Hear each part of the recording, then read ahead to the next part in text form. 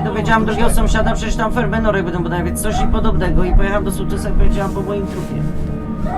Nigdy w życiu powiedziałam, nie będzie tu żadnej fermy norek, będę walczyć do końca życia.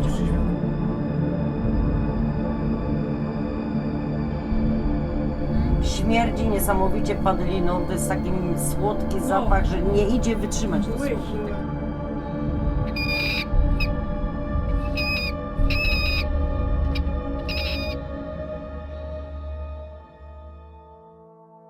Jesiona jest to mała miejscowość na granicy województwa dolnośląskiego i wielkopolskiego.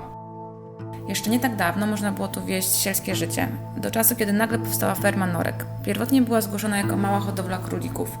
Mieszkańcy czują się oszukani i nie kryją swojej niechęci do nowej inwestycji. Spotkaliśmy się z nimi, żeby posłuchać o ich doświadczeniu życia w sąsiedztwie przemysłowej fermy norek.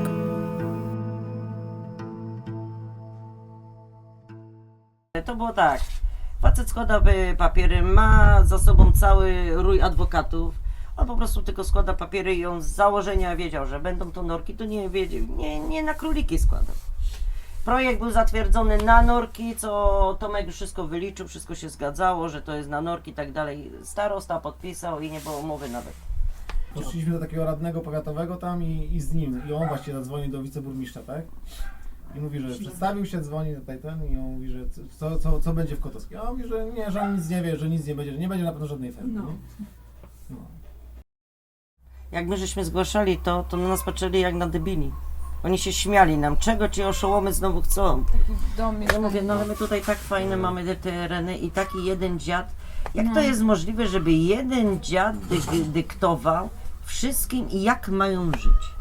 Tak, ja pani powiem tak, jakby człowiek, jak ludzie nie wiedzą z czym to się je, to oni nie będą protestować. Oni nie będą, bo oni nie wiedzą. A co my tam obchodzi, że tam jakieś wieśniaki w malutkiej wiosce sobie wojują, a niech se wojują. Przecież, a gdzie te norki mają być? W mieście? No po to jest wieś, żeby norki tam były, prawda? A dla nas to jest po prostu znęcanie się nad zwierzętami, jest potężny smród, brud, ubóstwo. Wszystkich polityków to bym posadziła przy tej fermie i niech se posiedzą tam 2 tygodnie w takim upale. Przy tym smrodzie to na pewno przypuszczam, że każdy jeden by zagłosował. A co myślicie o zakazie ogólnopolskim dotyczącym ferm? To jest najspanialsza sprawa, jaka może być na świecie.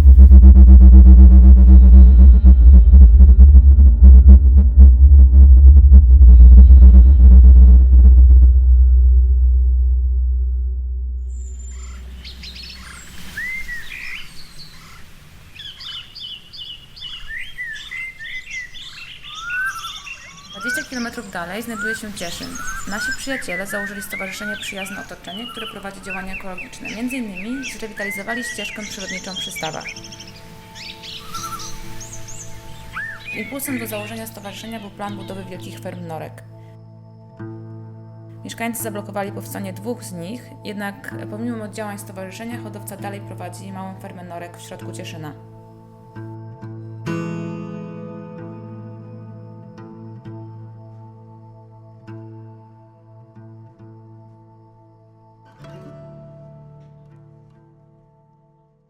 Wydawało mi się, że to jest w ogóle jakaś bzdura i niemożliwe, skoro na wsi, gdzie mieszkają ludzie tak blisko tego miejsca, czyli graniczą kilka metrów od, gdzie jest szkoła, jak mówiłam, gdzie są bloki, gdzie mieszka mnóstwo ludzi i gdzie się właśnie te dzieci uczą w szkole, w przedszkolu, jest biblioteka, że ma powstać ferma. Mówię, nie, to jest po prostu na pewno to jest jakieś niemożliwe, przecież pójdziemy do wójta i wójt powie oczywiście nie będzie fermy, bo no oczywiście w tym miejscu to nie może być fermy. A tym bardziej, że mamy 500 metrów dalej Natura 2000.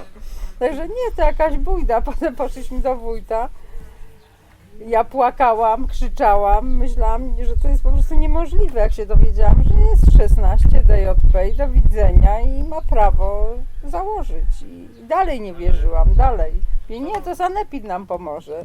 Sanepid nam też nie pomógł, nikt nam nie pomógł. I któregoś pięknego dnia, jadąc po bułki do sklepu, dowiedziałam się, że właśnie norki przywieźli. No może opowiedz, jak miałaś wesele, jak goście przyjechali. Wiesz, bo to było akurat latem. No, w dzień wesela miałam tyle much na, to już nie mówię zewnątrz, wewnątrz, że kamerzysta stwierdził, że nie wiem co ma robić. Czy ma robić zdjęcia, czy nie ma robić zdjęć.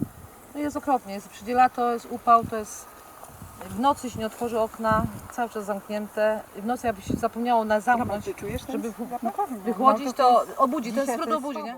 Co mnie osobiście zszokowało, to praktycznie żadne argumenty do inwestora nie trafiały. Najważniejszy był tylko i wyłącznie jego interes. To był priorytet. Protest ludzi nieuzasadniony, on to tylko krytykował, bo on ma prawo po prostu tą hodowlę sobie prowadzić, nie licząc się z nikim. Ja zdecydowanie bym chciała, żeby był zakaz, totalny zakaz produkcji zwierząt na futra. To nie tylko dotyczy norek, to dotyczy lisów. Po prostu to jest w bestialski sposób te zwierzęta są traktowane. Skoro już w tej Europie naszej jest wiele tych zakazów, dlaczego my mamy być taką kloaką Europy? Mieszkańcy Jesiony i Cieszyna walczą o przyszłość swojej małej ojczyzny.